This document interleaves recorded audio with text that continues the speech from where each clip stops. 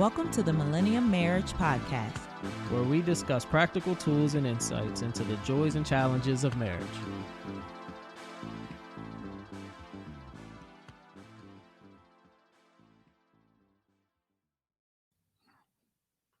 Welcome back to the Millennium Marriage Podcast. We are back. Yo, we be over here acting a fool. Like a geek. We're back. We're back. And we're here this week. We are going to be discussing forgiveness. Dun, dun, dun. Dun, dun, dun. Building on what we talked about last week when we talked about trust. Yeah. Well, last episode. Because technically it's not last week because we're recording it at the same time. So don't think that we wore the same outfit. Yeah, we did not wear the same outfit. If you're watching. We just no. decided to continue the conversation. I took the hood down. Oops. And as she's shooing a child away, she smacked the mic. But yeah, no, listen, we say, hey, we're recording. Don't come downstairs. And we come downstairs. You know how it goes. Yeah, go ahead. Help yourself, bro. Go. Yes. No, you can't talk. Just come on. Children. Yeah, he wants to talk. Y'all want to say hi? Say hi. Say hi. Hello. Okay. Hello. All that for a hello. Okay. And some more noise. Listen, this is real life over here, okay? I don't know about y'all, but he needs somebody to open it. Oh, all right. Well, go ahead while I'm opening your drink. Come on, say hi to the people. Say hi to the people. Say hi to the people. Hello. You already said that. You're supposed to say something like, hello, everybody watching. Oh, watching. Oh, yeah. You noticed we got the video this time. Okay, brother. Okay. All right. You're so smart. Thank you. Bye. Bye-bye. Okay. We're back, y'all. Listen, this is real life over here. It. Sometimes you got to incorporate the kids, let them have their moments. Yep. Okay. Yep. Let them know they're a part of this too. Mm-hmm. I'll get them to sign a waiver later. So anyway, what were we saying? Oh, just building on the episode we did last week about trust, right? Mm-hmm. And this week we want to touch on how we rebuild that trust when it has been broken. Yeah. How do we forgive and move forward when trust has been broken? Mm-hmm. Right? Yeah. And it could be broken in many different ways. You know, judgment on one half and words can really tear people down. Mm-hmm. Just so you know, there is power in the tongue. Mm-hmm. Okay. It can give life and it can give death. And we got to be careful with the things that we say and you know that we allow to come out of our mouths when we're talking to everyone. You know, you never know the impact that your words are going to have on people. Mm-hmm. And it could be 20, 30 years from now and people are still, you know, carrying the weight of those words that you spoke over them. Yeah, absolutely. That was good, boo. Go ahead, girl. Infidelity is another one. And infidelity, you touched on it the last episode. Mm-hmm. You know, it's not just sexual. It can be many different forms of infidelity. Mm-hmm. You know, I think anytime that you allow someone in that is not your significant other, in a way that really only your significant other should be let in, whether it's mentally, physically, emotionally, anything, that is definitely a form of infidelity. Mm-hmm. It might not feel like it, and you know, you might, it was just, you know, text messages, or it was just, you know, this or that. But it is thin line. It's still infidelity. Yeah, definitely. Mm-hmm. I know for us, it was something that we dealt with. Not married, right? But you know, prior to us getting married, but engaging in conversation that, and this is me, that I shouldn't have been engaging in, and I know that broke our trust, mm-hmm. the trust that you had for me, not mm-hmm. that I had for you, but and it took a long time to get back to where, mm-hmm. you know, where we wanted to be and where we needed to be the whole time. Mm-hmm. But it was a terrible decision, a lapse in judgment, and it took a really long time to get Yeah. past it. And a really long time, like years and years and years and years to the point where it carried over into our marriage, even when I said and we established, okay, we're going to move forward, we're going to work on this and that. And I said, yeah, I forgive you, but I hadn't really healed from it. I hadn't really dealt with it. I kind of was just like, all right, guess I got to get over it type of thing. But I really wasn't doing that in the right way. One of the things that, well, there's a couple actually I want to address.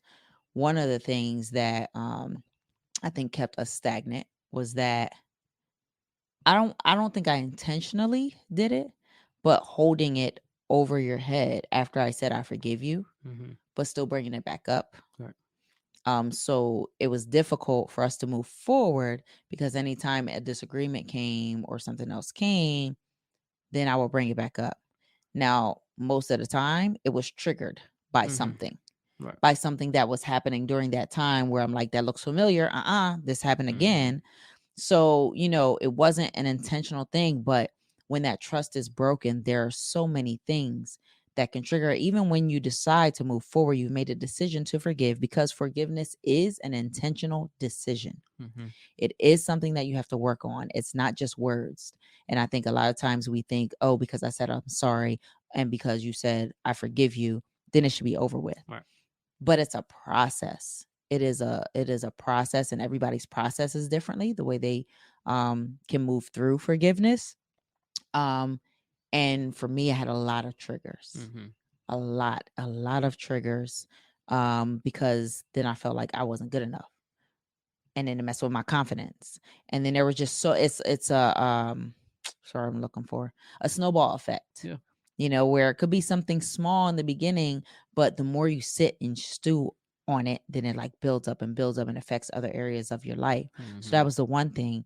The other thing that I struggled with was accountability. Like I felt like you weren't taking accountability. Right. Even though it was like, yes, this happened. It was like before when you talked about fully being vulnerable to me. No, absolutely. Because you weren't fully vulnerable, I knew there was still something there. And all I wanted was for you to say A, B, and C. I wanted details. Women, y'all know how we are. They do. We want details. I don't want just this happened and, now we're moving forward. Right. No, I want to know what happened. I want to know when it happened. I want to know why it happened so we can prevent it from happening in the future. Right? Sometimes we get a little too deep with that stuff because we really don't want to know everything. But the reality is, like, I needed to have a full understanding of what happened and what the breakdown was in order for me to start trusting again. Right. Because otherwise it just always felt like, well, I thought everything was good then, but it wasn't. So apparently I don't really know what's good and what's not. Right. And excuse our dog in the background if you can hear him barking. Man, everybody want to interrupt us today. What's happening? Anyway, so that was really big. So and I'm saying this to everyone as a couple, right? The person who is the offender, I guess you would say, has to be willing to be straightforward and honest and take accountability, full accountability for what happened. And then the person who was offended against has to be willing to, I don't really know how to say it, but I guess willing to give the person an opportunity to prove themselves again. Without always holding something over their head or assuming something's wrong. And that's so much easier said than done, because the hurt is real, the pain is real, the fear of it happening again is real. But if you choose to move forward in the relationship and move forward from whatever that thing was, and again, it's not always infidelity. Sometimes it's just, the way you have dishonored each other in your words, or not created that safe space like we talked about last time. There's so many different ways, but it's difficult. But if you commit to it, if both of you commit to it, it's worth it. No, absolutely. It's so worth it. I think for in our situation, the damage was done, but in my mind, holding back, like she like you wanted the details and like what happened and everything, and in my mind, that wall is up, and I don't want to be vulnerable. One, two, I don't want to hurt you more. Mm-hmm. And that was my mind was always like, no, because I don't want you to be hurt even more than I've already hurt you. Mm-hmm. But in reality, that the was hurting damage me was more. already done. Mm-hmm. It was done. And this thing prolonged for longer than what it needed to, because of me still trying to protect your heart from a mistake that I made, and it's like almost compounding on top of the mistake, because I was trying to do that. So me thinking that I'm protecting you in turn was doing the opposite. It was actually hurting you more. And once, I can't even remember if like you put that into words, or it just like we were just talking, and it's like, whatever it was, the light turned on, and it's like, we gotta get, Yeah. Can I jump in there? Yeah. So, man, I lost my train of thought. There was something you said but in regards to prolonging it, when you said like, you're thinking you're protecting me, but it's really hurting me more, because women, we have this thing called intuition, right? And sometimes we have this thing called evidence, right? So for me, it was more of like, okay, we acknowledge this happened, but you're only giving me part of it. There's that vulnerability, right?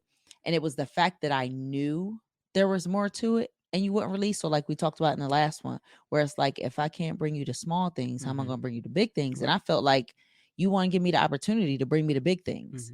So it was like, you don't trust me. Yeah. You don't trust me with your heart. You don't trust me to be able to forgive you. You don't trust me as a woman to be able to make a decision on my own, whether or not I want to continue in this. But you're trying to make the decision for me, right, by still hiding something from me. Right. So in turn, what I decided to do was find something that I wasn't going to tell him. It was tit for tat. Right. And it wasn't anything, it wasn't even that deep. But I was like, okay, you want to keep something from me? I'm going to keep something from you. And it was stupid. Like, it wasn't even anything that needed to be kept, but I made it something that needed to be kept. And in turn, now I created even more distance between us, because now it's just revenge. I'm doing it because one day you're going to find out that I was holding this from you the way you're holding that from me, and it's going to hurt you the way you hurt me. And it was such a vicious cycle. It's toxic. Very toxic. It's a toxic mindset. Yeah. On both ends. Yeah. It's just not healthy. But I think it was freeing once. Well, hold on before you go into that. So when we talk about it's a process, this happened prior to us being married. We were young. This was like the first couple years of us dating, first few years or something. So we dated for 9 years before we got married. Yeah. Okay. So let's just say it was 3 years into our relationship, maybe 4, something like that. And then 5 years after that, we ended up getting married. The effects of this carried into our marriage. Right? Yep. We had made strides where we trusted each other, but that was always lingering. Yeah. Because there was no resolution. There was no full accountability. So it was like, well, it could happen again, because we really haven't established what really happened, why it happened, and all that. Years into our marriage, right? At least a few years into our marriage. So now at this point, it was 5 years from the time it happened before we got married. Right. Then like what, 3-4 years into our marriage. So that's almost 10 years. Yeah. It wasn't that long, but like 8 years, something like that. Yeah. That this weight we carried, and at this point, I mean, we felt like we were in a good space. We're working through some things, but probably you can be in a good space Mhm. and still be dealing with this type of stuff. Yeah. You know, especially if you decide to move forward. Right. But see, here's what happens. The enemy knows where those blind spots, those triggers are, Mhm. right? And every time we felt like we were like, yes, this is where we need to be, something from that would creep in. Mhm. Whether it was like something happened and it triggered something in me, or you said something, or I said something, and Mhm. it may not have even been that situation. It can be something else, and it makes us think about that. Right. And it would always creep in every time we felt like we were in a good place Mhm. because we never really dealt with it. Right. So it was years later, and one day, I don't know what happened. I don't know. I don't remember. Mhm. All I remember is that I was like, I'm tired. Like, I'm tired of holding on to the thing that I said that I was going to keep from him. Mhm. And again, it was years ago. I didn't even think about it anymore, but I still felt the weight of that Mhm. because I felt like there was something that was in between us. There was something that I was keeping. Right. And one night I was just like, listen, I need you to know that this happened. And I really only didn't tell you. Like, it's not a big deal. I just didn't tell you because I was being spiteful, because there's stuff that you still haven't told me. Mhm. And you didn't take accountability. And that's what has me stuck. So here you go. Now I'm telling you, I'm sorry. I hope it didn't hurt you too bad Mhm. that I kept this from you, but I'm tired. Yeah. I'm tired. Like, I don't want to even think about this anymore. I Mhm. don't want it. I don't want to feel like I'm keeping something from you because we are best friends. Like, Right. that's not who we are. Mhm. And I was just like, I'm tired. Mhm. And I think you sat in it for a while.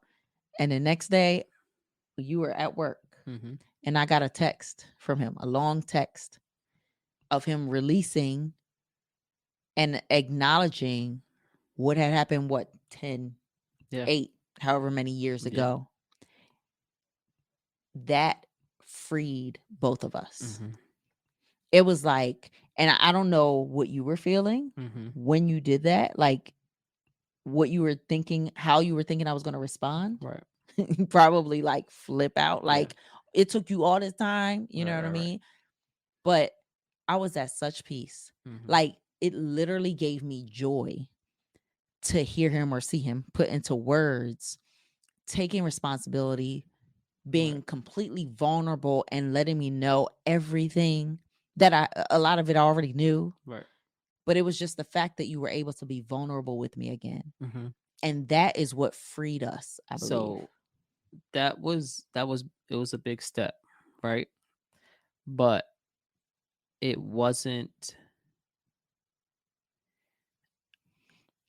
it wasn't what it should have been, right? I should this opening and me freeing all of this and getting this out should have been done in person. And I took the tech. I sometimes I can be more vocal Mm-hmm. when it's through a text message than when it's in person. Mm-hmm. Because in person I can see the reaction, I can see the hurt, I can see the pain, and then you know it might not all come out, it might stop, right? Because I see it, I see the impact it's having, and then I might shut it down. Mm-hmm. Where in a text message I can just get it all out, send it, and like be done with it. Never thought about it that way. But it took, your response was, thank you, and I'm paraphrasing, but in a way, thank you for being open. Is it okay if we talk about it tonight? And that's when it was even more freeing, because we laid there late into the night, because if you know my wife, she likes to have conversations at 2 a.m. That I But do. yes, Sorry. but it happened, and it was so much. It was even more freeing, and it Mhm. brought us so much closer. Oh my goodness. And ever since that moment, we've continued to just build the trust and build the trust and Rebuild. build Yeah. the trust, and we've rebuilt it to where we are currently, which I think is in a really good place. Mhm. And again, there's still room to build. We're never not building Mhm. that trust. So it was very freeing. It was absolutely freeing. Yeah. And I think it's important to note, when we were able to be more free about it and really grow from it is when we both were in a space Mhm. to put in the full effort. Right. Like, one person can't be the only one looking to rebuild that trust. Like, if you offended and the person says, I forgive you, and they're trying to rebuild it, but you continue the same behaviors that you did to offend that person, Mhm. it's not going to work. Yeah. And the same the other way around. If you're the person who was offended, you can't say, I forgive you, but then every 5 minutes we're throwing it in their face. Right. And That's that's not to say it's not a process, and it's going to take some time, Mhm. but you have to be intentional about being mindful of your words and not being vindictive Yeah. and throwing those daggers just to hurt them the way they hurt you, which Mhm. again, It we had to can. learn the hard way. Yeah, it can happen. It can definitely happen. Yeah. I think when we talk about forgiveness, and how difficult it is to forgive in a relationship when you've been hurt or wronged, we really have to look to Jesus. Mhm. We have to, because there is no greater example of forgiveness. Oh, There none. isn't. And every single day, like, okay, we get into situations in our relationship and, we have to forgive each other for words that are said or for situations that happen periodically. Listen, every single day of our lives that we wake up to see another day, Mhm. we fall short and we sin against God. Yeah. And guess what? Every single day, He gives us breath to do it again. Yeah. And to repent and try to do better. Yeah. We're humans. We're not going to get it perfect, Mm-mm. but He chooses to forgive us. He chose to send His Son to the cross to die for our sins. Every single day, we're forgiven. So, And when, even His Son on the cross, like, what? says, "Forgive them, for they not know what they do." What they do. Goodness gracious! Like, you're killing me, but I'm asking my Father to forgive you anyway. In the midst of you sticking a dagger in my side, in the midst of you whipping me, in the midst of all of these things, I'm still going to God on your behalf and asking Him to forgive you. So who are we? Who are we to not forgive Mm. and to hold on to these things that, to be honest, are so minuscule? They're so small in the grand picture. Yeah. And I mean, it's that's not to minimize. I absolutely not. I was just about to say, this is not to minimize anybody's hurt, because there still needs to be conversations had and be able to move past it and begin to build that trust again. Yeah. But when we say we forgive, you need to forgive. You need to allow it to go, because if you let it have this strong hold on you, you're not gonna the relationship's not gonna grow. It's not gonna go anywhere. It's gonna be stagnant. It's gonna be in the mud. Yeah. And when you hold on to those things, you have to release it. And it could be releasing it to God and just praying about it and just continue to help me get past this. And but when we put those words out there and we say that we forgive someone, we got to forgive. It has to be gone. And again, talking about the process, saying you forgive and trying to do it like just in your own strength and trying to figure it out usually doesn't work. Let's be clear. Okay. So, in addition to going to God and praying about it and getting in the word and finding the tools that you need for your life to move forward, because you mentioned a stronghold. Mm-hmm. That's exactly what it is. Like, even in our situation, like Yeah. that thing had us on lock for almost a decade Right. for something that could have been handled Yeah. back then. But because we didn't fully release and forgive and open, and be vulnerable, it had a stronghold on Yeah. us. So sometimes I think about, like, man, how much further will we have been today? Not that I would change anything, Right. Not at because it all. made us who we are. It's Yeah. been a beautiful disaster. Mhm. Yeah. And brought us And to this point. and we do know. We know that there was a reason why that time had to be spent, Mm-hmm. right? Because what if we try to have the conversation 8 years earlier? We may not have been mature enough to handle it the way that we handled Amen. it. You know what I Wasn't. Let's mean? just say we We weren't. weren't. Mm-mm, So I wasn't. so when it comes to that time, I don't want to look at it like in that manner. Like, man, if it would have think about how far we would be. I Mm-hmm. want to look at it like, thank God for that time, Absolutely. because without that time, we might not even be here because of our maturity level, or because of the situations that we may have been in, or our minds were in that time, in that season of our lives. Yeah. So God gave us that 8, it just happened to be 8 years. It doesn't always happen like this, Right. but he knew that time was needed, because he knew all along there's a seed in us that he wants to grow, right? See how that works? So Whew. the harvest needed to take the 8 years for that to all grow, and to get us to where we are and where we're growing to now. Boy. So Yo. That's a word for sometimes, somebody. Okay? Because sometimes the seed got to be planted and you just got to let it. And in that time, we have to acknowledge what it is that God's trying to show us in that time. right? What is it that, Lord, that I'm supposed to learn through this? Because this is hard and I hate it and I just want you to bring me out of it. But at the same time, I know that means there's something in it for me. Mm-hmm. So what is it that you're trying to teach me? What is it that you're trying to teach us? How is it that you want me to grow as a person, as your child, Right. In my purpose? And individually, Yeah. in you yourself, Mm-hmm. because that was even bigger for us. Yeah. Because we grew individually and spiritually, and it got us to that point. Yeah.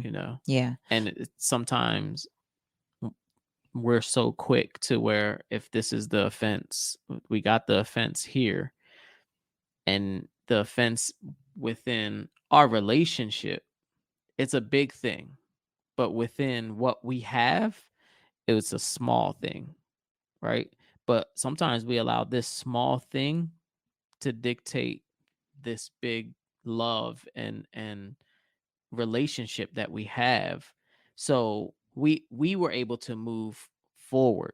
Granted, it was still there, but we were able to still see the beauty in each other, Yeah. the love that we have for each other, the fact that regardless of this thing, we still want to be together. Mm-hmm. So we were able to move forward, where some people, they want to just stop right there, and it's over with. They don't want to move forward. I think sometimes we have to make sure that we see the big picture, the whole relationship, Yeah. and where everything is, and making sure that we're not making rash decisions. Yeah. And I think that also depends on where you are in your relationship. It's one thing if you're just dating and you see all these red flags from somebody and you're like, I'm get them out. Like, you know what I mean? Because sometimes God will show you things about the person that you're with or dating or whatever, to just let you know this ain't it. Yeah, absolutely. When you're in a marriage, it's a little deeper than that. I mean, I would hope that as you were in relationship prior to getting married, some of those things that you saw, you are working through. Right. But again, you both have to be invested in working through them and not just accepting what doesn't work. Yeah. right? So real quick before we go, I want to Mhm. go back to what I was saying about, you know, sometimes you need that additional push, right? Like, so you say, I forgive you. You say, you know, I'm taking accountability, and you Mhm. both decide to move forward. You're praying about it. You're asking God what He wants you to learn through it. You're working on yourselves as individuals so that you work on your relationship. Sometimes you have to have a third party involved in it. Mhm. Sometimes you have to go to counseling. Mhm. Sometimes you have to go to individual counseling to really work through the pain or the trauma that this event or breach of trust or something else in your past has caused that made this event such a big um what's the word I'm looking for, issue, but that's not Mhm. the word I'm looking for, but Right. whatever. um and then sometimes you need to go to couples counseling, coaching, therapy, whatever your title is for it. People get a little technical Mhm. nowadays, but we need to understand that sometimes we need that non-biased third party to be able to not tell us how to fix it, No. not tell us what to do and how to move forward in our relationship, but to mediate and be able to help us see the other person's perspective, Yeah. to give us tools to work through the hurt, to give us tools to understand what it means to forgive, and move forward. I think especially in our communities, in the Black community, in the Hispanic community, therapy, counseling has been over the years. I think it's much more prevalent now, but Mhm. over the years was looked down on. Yeah. Like, you just pray about it, it's going to disappear. Yeah. No. Yes, we pray about it. Yes, we release it to God, but that doesn't mean that God doesn't have steps for us to take to move through whatever it is we need to move through. Mhm. Okay. So we can't just throw everything on God and say, here, you fix it. Yeah. It doesn't work like that. Mm-mm. And that's with anything in life. We want to ask Him for everything, but are we doing our due diligence and making sure we're doing everything we were supposed to do to get the outcome that we're looking for? So I just wanted to mention that that's really important. Yeah. I think again, today in 2022, many more people are open to counseling, and therapy and different, forms of just working through things. But it's still difficult. Yeah. It's difficult to admit that, you need help individually, as a couple, whatever, because in society, social media, everybody want to put this picture out there that everything is perfect, everything is glorious. I'm, Mhm. living the life of my dreams, and then go home and cry themselves to sleep at night. Yeah. And I say themselves, listen, we've been there. Mhm. We've been there. Like, I've dealt with depression. I've dealt with, the hurt of that whole situation, and, not knowing if we're going to make it, and just being overwhelmed and consumed by things of this world, and not knowing how to deal with them, and then walk out the door and put a smile on my face like Mhm. everything is great. Yeah. You know? Um but we really have to be mindful that for our own mental health, for our own physical health, for the health of our relationship, we have to acknowledge when it's necessary Yeah. to get additional help outside of just having the conversations with the two of us. Mhm. So that may mean something different for each and every couple or person that's listening to this podcast. But, we just want you to consider that that may be something that needs to be done. Right. So, good. Great. With that said, we appreciate you guys spending the time with us today, Mhm. and allowing us to really be vulnerable and talk Yeah. through some of these things. I was talking to a friend the other day, and we talked about how, the reason that we do this podcast, the reason that we have this ministry, the reason that we are trying to build a community for couples is because we didn't really have it. Mhm. So we had to learn a lot of these things the hard way. And some things you still will, no matter what anybody tells Yeah. you. But it's just good to have community. And we feel like you all have become a part of our community. Mhm. Whether we know you or not, we've had people stop us and just tell us that us sharing our hearts about marriage and about the things that we've been through has been a blessing. So we just want you guys to know you've been a blessing to us too. Yeah. Thank you for allowing us the opportunity to share these moments and our life lessons and Mhm. the things that we've gone through and are growing through and Yeah. are striving for. We just thank you all. We appreciate you, and we hope that you're getting just as much out of these episodes. I hope so. So until next time, continue to invest in each other for a marriage that lasts a lifetime. Love you guys. Peace out. If you enjoyed our podcast, please subscribe and share. Keep up with us on social media at Millennium Marriage and visit our website at millenniummarriage.com.